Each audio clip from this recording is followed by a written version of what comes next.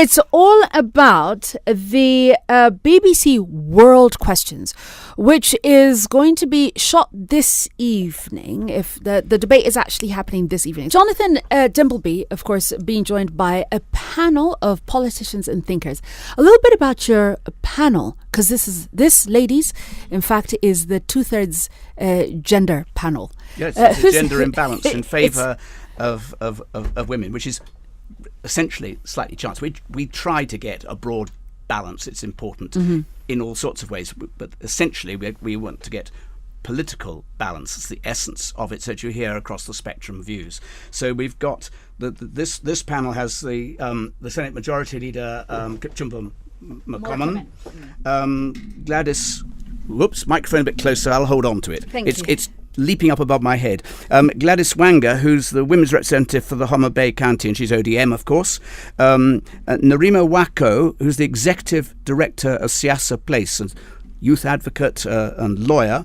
And Joy Mdivo, who's the executive director of the East Africa Centre for Law and Justice. It deals essentially she does with big moral, ethical questions that are related to politics. So I think it's a panel that will be well placed to deal with some of the issues that I imagine are going to come up, but I don't know until Charlie and I see them later on and select from them those that we think will be of real interest, obviously in this country, but also to a worldwide audience. You never know statistically exactly, but around 18 million listeners to the program. Wow. It's a lot of people in all countries, in Europe, in the United States, Asia, South America, this continent, all over.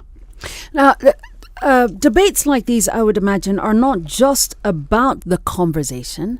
They're also about the impact of the thinking, or the opening of these conversations so that you can continue them, or so that they can be continued.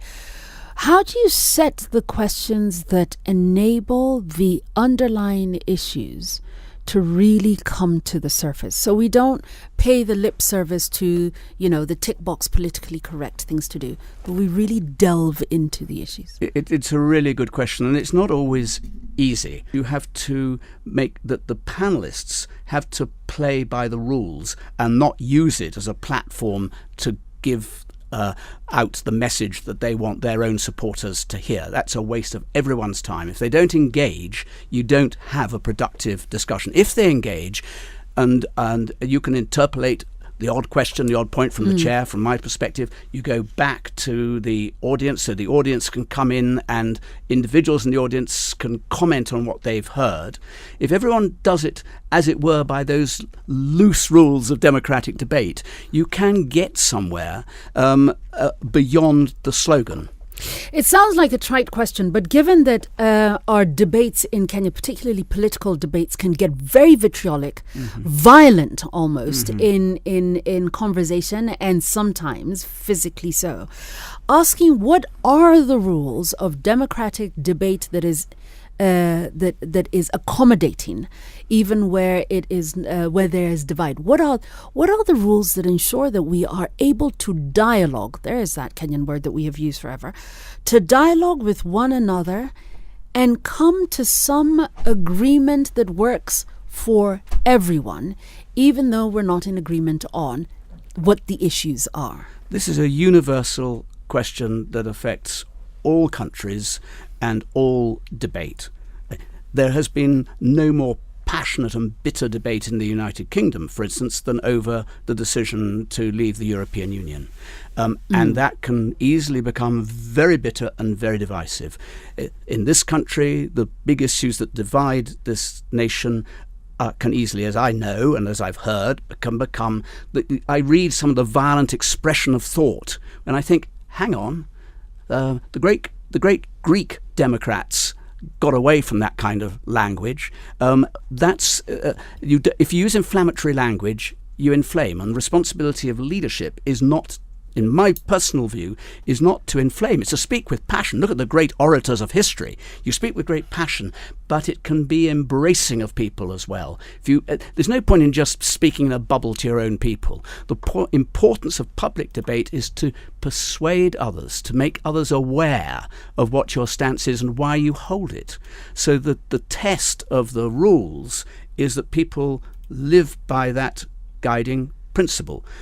You can easily collapse rules. It's very easy. You can turn things into a shouting match. Great. Who's going to listen to that? Who's going to want to hear that in this country or anywhere else in the world? My guess is I don't know. You don't know until it happens. But I would guess that people on the whole want to have a grown-up, civilized discussion. Jonathan, around the world, there seems to be this heightened excitement to go back into traditional, tribal, ethnic, regional, cultural cocoons. Is globalization and the melting pot of nation states into regions failing? I can't answer that question adequately. It's a huge question and a very important one. When you look around the world and you look at the tendency of parts of nations to require greater local authority, it's the sense of powerlessness. We use the word alienation, the sense that up there decisions are made which affect us not for our benefit. One of the problems of the great collapse of 2007, 2008 was an increase in the relative poverty of those at the bottom, while those at the top appeared to continue to do very nicely, thank you, as a result of the success of their global companies, which seem to be answerable to no political entity of any kind. Now, that is a really serious fundamental issue, the sense of people of powerlessness that drives that, if you like, secessionist tendency in lots of countries around the world. Now, that is a challenge. I'm not saying, and it's not my role to say it's a good thing or a bad thing, but if you look back at history, some secessions have been very effective. Others have actually damaged those who are driven to demand secession in order to solve problems that secession actually exacerbates.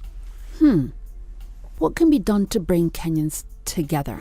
Listen in as Kipchumba Murkomen, Senate Majority Leader, Gladys Wanga, Women's Rep for Homa Bay County, Narina Wako, Executive Director of Siasa Place, and Joy Mdivo, the Executive Director of East African Center for Law and Justice, debate that with the BBC's finest, Jonathan Dimbleby, this evening. And of course, you can hear it over the weekend. Gentlemen, thank you ever so much for coming into studio. What a pleasure it has been. Thank you. Thank you very much. Pleasure was ours.